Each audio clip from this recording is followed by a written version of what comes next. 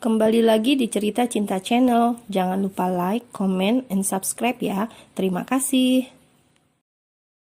Setibanya di rumah, ternyata Ben dan juga Alvin masih bertahan di halaman sambil bermain game bersama. Dan ketika mendengar suara motor, keduanya hanya bisa diam, menatap bingung kepada Zevanya yang terus tertawa, sedangkan Batara diam dengan wajah kesalnya seperti menahan marah. "Kenapa, El?" tanya Alvin penasaran. "Kamu diajak kemana sama bos?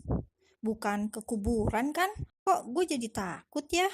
Sambung Ben membuat tawa Zevanya semakin pecah, apalagi melihat ekspresi wajah ketiga cowok di rumah itu yang terlihat sangat sulit untuk dijelaskan.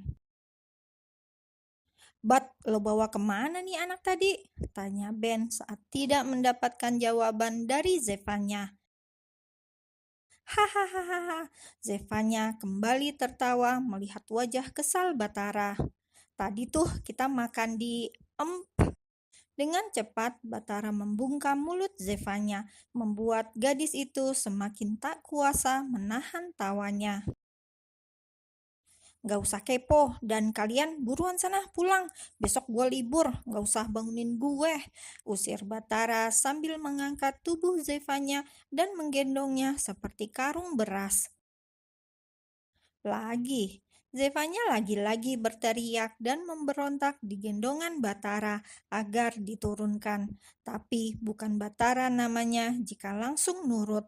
Laki-laki itu justru semakin mempercepat langkah kakinya sambil sesekali menggerutu yang mana membuat Zevanya lagi-lagi tertawa. "Gue penasaran mereka kencan di mana sih, bisa kesambet kayak gitu," Ben bergumam sambil terus menatap kedua manusia yang terlihat bahagia itu memasuki rumah. "Kayaknya lo bener, Ben, mereka habis kencan di kuburan," Alvin menyaut sambil berpikir. "Atau mungkin mereka ke tempat yang ada penunggunya, terus pulang-pulang itu hantu naksir ke mereka." "Maksud lo setannya ada dua gitu?" Kini Ben menoleh dan menatap Alvin, yang mana membuat laki-laki itu langsung menganggukkan kepala. "Bisa jadi setan itu pasti Mas Wowo sama Mbak Kun. Jadi Mas Wowo naksir ke Ella, terus Mbak Kunnya naksir Batara. Gitu nggak sih konsepnya kalau orang kesurupan tuh?" Alvin menggaruk kepalanya karena pusing sendiri menebak. "Lo gimana sih? Lo yang ngomong, tapi lo juga yang bingung. Setan emang," umpat Ben terlihat kesal. Namun Alvin justru terkekeh. "Kita mabar lagi, biarin aja mereka bahagia sama dunia mereka sendiri. Yang penting gak dibawa Mbak Kun sama Mas Wowo." Dan akhirnya mereka tidak ingin pusing. Ben pun mengiyakan perkataan Alvin. Sudah biasa memang jika malam minggu mereka akan menginap di rumah Batara, mengingat kini juga jam sudah menunjuk angka 2 dini hari. Jadilah mereka merasa nanggung jika pulang. Sementara itu, kini Batara sudah tiba di dalam kamar Zevanya. Laki-laki itu langsung membanting tubuh Zevanya ke atas tempat tidur, hingga membuat gadis itu langsung memekik. Walau tidak sakit, tapi ia cukup terkejut. "Sakit, Pak." "Bodoh amat." Batara langsung menghela nafasnya berat sambil mengusap wajahnya dengan kasar. Ia sudah tidak tahu lagi bagaimana harus menghadapi pembantunya yang satu itu. Selalu ada saja tingkah dan caranya yang membuat darahnya kembali naik dan mendidih. Bagaimana tidak, jika tadi ketika di tempat makan, Zevanya kembali membuat drama dengan berpura-pura menjadi adiknya. Dan yang lebih parah, Zevanya juga sudah mempermalukannya dengan ikut bergibah ria dengan para ibu-ibu yang sedang membicarakan anak mereka. Awalnya, Batara menuruti ide dari Zevanya yang mana mereka akan makan dengan Zevanya menyuapi Batara. Jadilah laki-laki itu tidak perlu membuka helmnya. Bisa dibayangkan betapa susahnya ia makan dengan menggunakan helm. Ditambah Zevanya yang menyuapinya persis seperti sedang menyuapi ibu-ibu kepada anaknya, yakni sambil bergibah. Dan setelah perjuangan makan malam itu usai, ternyata pada akhirnya Zevanya membuka helm Batara dengan paksa untuk menjualnya. Seperti dugaannya sejak awal, jika sampai orang-orang tahu bahwa itu adalah dirinya, maka sudah pasti ia akan dikerubung. Dan rencana Zevanya sukses. Ia bisa membayar makanan yang mereka makan dan kini dompetnya juga tebal lantaran habis menjual Batara kepada para fans yang ingin berfoto. Karena tadi saat pergi, Batara dan Zevanya sedikit buru-buru. Ternyata Batara sampai lupa membawa dompet. Yang mana hal itu kembali menjadi puncak kekesalan Batara. Bisa-bisanya Batara merasa dijual oleh pembantunya sendiri. Dan Batara tidak bisa membayangkan bagaimana jika kedua sahabatnya sampai tahu apa yang sudah dilakukan Zevanya pada dirinya. Bisa jadi Alvin termasuk Ben juga pasti akan menertawakannya. Seorang artis Batara Kana tidak bisa membayar makanan gerobak pinggir jalan hingga pada akhirnya dijual oleh pembantunya sendiri. Sangat lawak bukan? Dan itu sungguh memuakan bagi Batara. Seperti biasa, pagi hari Zevanya terlihat begitu asik menyapu halaman rumah sambil mendengarkan musik dari headset di telinganya. Saking asiknya, ia bernyanyi sambil menyapu dan sesekali juga menggerutu. Tanpa ia sadari, seorang laki-laki tengah menatapnya dengan tatapan yang sulit dimengerti dari arah gerbang.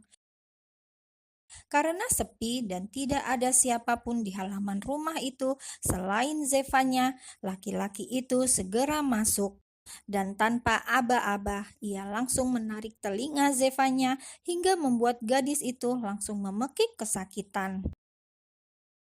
"Pak Bata!" teriaknya dengan begitu kesal. "Bapak!" Ucapan Zevanya terhenti saat dimana dia membalik badan dan melihat siapa pelaku utama yang sudah menarik telinganya.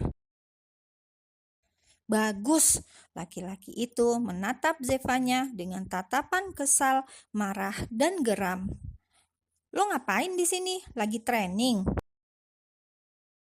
"Harusnya yang nanya kayak gitu aku. Ngapain kamu di sini?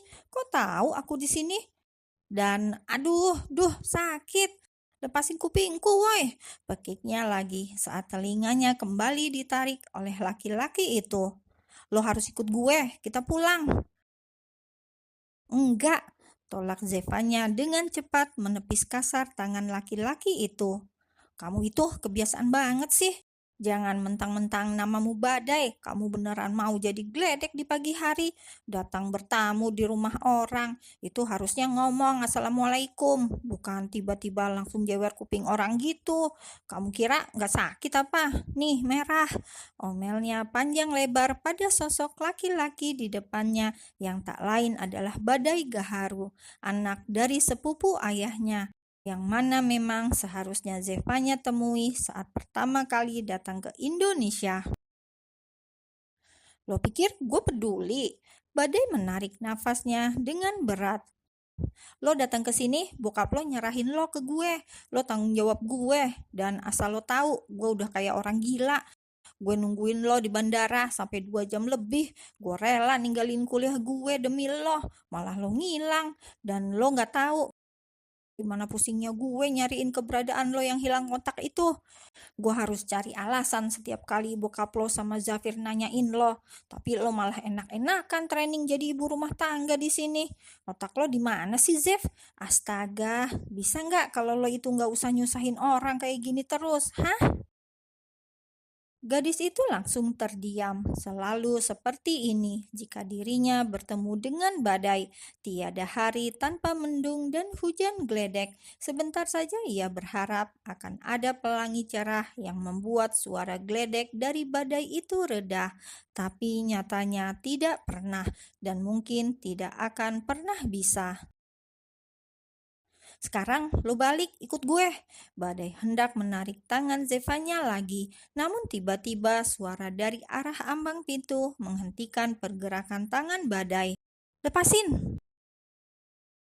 Siapa lo? Jangan ikut campur. Ucap badai menatap laki-laki itu dengan sinis. Harusnya gue yang nanya, siapa lo? Ini rumah gue. Dan lo pagi-pagi udah buat keributan di sini. Lebih baik lo pergi sekarang. Atau apa? Tantang badai menatap penuh kebencian pada sosok laki-laki itu. Atau lo mau panggil polisi? Silahkan. Imbuhnya dengan sinis. Biar sekalian gue bisa buat laporan. Seorang aktor Batara Kana menculik tunangan orang. Bahkan dia sampai rela menyembunyikan barang-barang pembantunya sendiri agar dia tidak bisa pergi dari rumahnya. Bukankah itu akan menjadi gosip yang menarik? Sebuah senyuman terbit di wajah badai membuat mata Batara seketika langsung membola dengan sempurna. Tak berbeda jauh dari Batara yang terkejut, Zevanya pun juga ikut terkejut. Gadis itu langsung mengerutkan dahinya, menatap dua laki-laki yang kini tengah berseteru di depannya. Badai, bisa kamu jelasin? Dan Pak Batara, maksud dia apa? Tanya Zevanya dengan raut wajah bingungnya menatap dua laki-laki itu dengan bergantian.